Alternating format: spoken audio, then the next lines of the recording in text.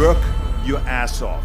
There is no magic pill. It drives me crazy to go to the gym. You read 1 hour a day. I went and worked out 5 hours a day, and I was working on construction with 24 hours a day. Organize your day. Work hard. I'm here to talk about success. I went to college. I went and worked out 5 hours a day, and I was working on construction because in those days in bodybuilding there was no money.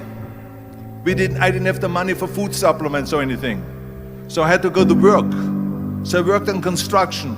I went to college. I worked out in the gym, and at night from 8 o'clock at night to 12 midnight I went to acting class 4 times a week. So I did all of that. There was not one single minute that I wasted. And this is why I'm standing here today. With the age of 20, I went to London and I won the Mr. Universe contest as the youngest Mr. Universe ever. And it was because I had a goal. You see, if you don't have a vision of where you go, and if you don't have a goal where you go, you drift around and you never end up anywhere. 74% hate their job in America.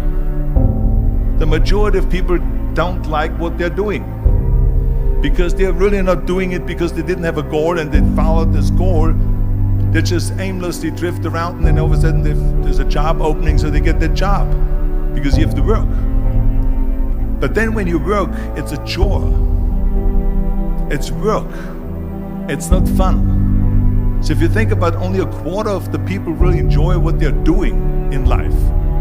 So people always ask me, when they saw me in the gym in the pumping iron days, they say, why is it that you're working out so hard? 5 hours a day, 6 hours a day, and you have always a smile on your face. The others are working out just as hard as you do, and they look sour in the face. Why is that? And I told people all the time, I said, because to me, I'm shooting for a goal. In front of me is the Mr. Universe title. So every rep that I do gets me closer to accomplishing that goal, to make this goal, this vision turn into reality. Every single set that I do, every repetition, every weight that I lift will get me a step closer to turn this goal into reality. So I couldn't wait to do another 500-pound squat. I couldn't wait to do another 500-pound bench press. I couldn't wait to do another 2,000 reps of sit-ups. I couldn't wait for the next exercise. So let me tell you something, visualizing your goal and going after it makes it fun. You got to have a purpose no matter what you do in life. You got to have a purpose. And Muhammad Ali worked his butt off, and I saw it firsthand. And I remember that there was a sports writer that was there in the gym when he was working out and he was doing sit-ups. And they asked him, how many sit-ups do you do? And he said, I don't start counting until it hurts. Now think about that. He doesn't start counting his sit-ups until he feels pain. That's when he starts counting. That is working hard. And so you can't get around the hard work. It doesn't matter who it is. Work your ass off. There is no magic pill. There is no magic out there. You cannot get around. You have to work and work and work. Make sure of this and make sure of that and all that stuff. So it's work. And it drives me crazy when people say that they don't have enough time to go to the gym for 45 minutes a day and work out. Or to do something for 45 minutes to an hour a day to improve. If it is physically improve or if it is mentally to improve. Imagine you read 1 hour a day about history. How much you will learn after 365 hours in 1 year. Think about if you study about the history of musicians, of composers, how much you would know. Imagine if you would work on a business, on some business that you want to develop every day for an hour. Imagine how further along you will go and get.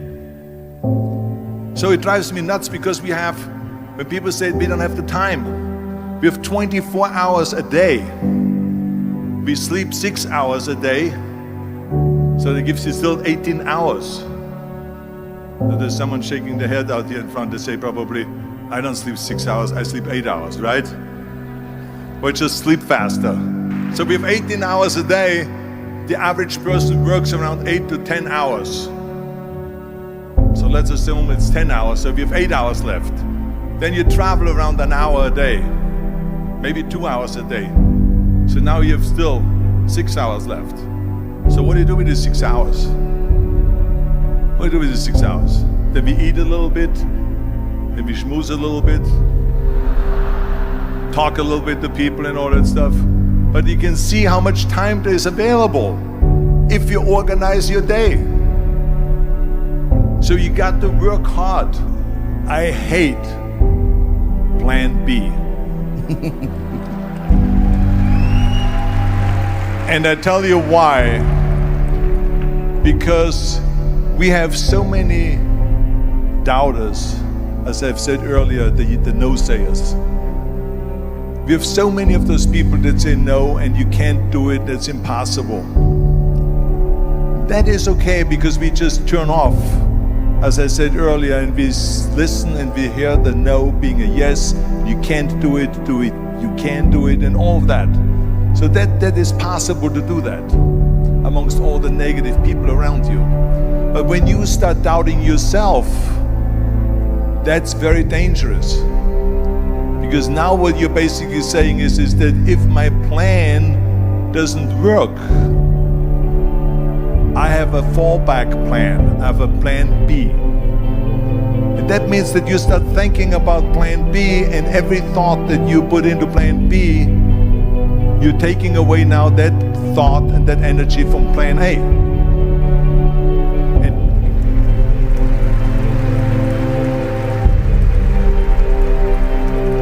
And it's very important to understand that we function better if there is no safety net, because plan B becomes a safety net. It says that if I fail, then I fall and I get picked up and I have something else there that will protect me. And that's not good, because people perform better when there's no safety net.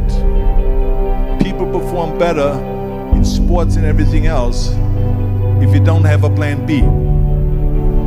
I'm telling you, I've never ever had a plan B. I made a full commitment that I'm gonna go and be a bodybuilding champion. I made a full commitment that I'm gonna be in America. I made a full commitment that I'm gonna get in the show business and I'm going to be a leading man. No matter what it takes, I will do the work. I will do the work over and over and over until I get it. And the same was in politics and everything like that. So to me, it is very dangerous to have a plan B, because you're cutting yourself off from the chance of really succeeding. And the reason, one of the main reasons why people want to have a plan B is because they are worried about failing. What is if I fail, then I don't have anything else? Well, let me tell you something, don't be afraid of failing, because there's nothing wrong with failing. You have to fail in order to climb that ladder. There's no one that doesn't fail. Michael Jordan said in one of his interviews, when they said, "You're unbelievable, you're the greatest basketball player of all times." I mean, tell me about that. And he says, well, you're just mentioning the successes. But he says, for me to become the greatest basketball player, I missed 9,000 shots when I was playing basketball at the NBA games. So during these games that he was so successful, he missed 9,000 shots. Does it make him a failure? No.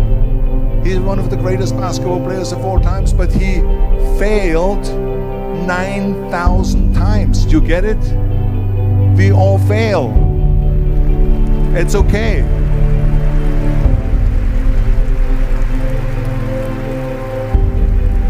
what is not okay is that when you fail, you stay down.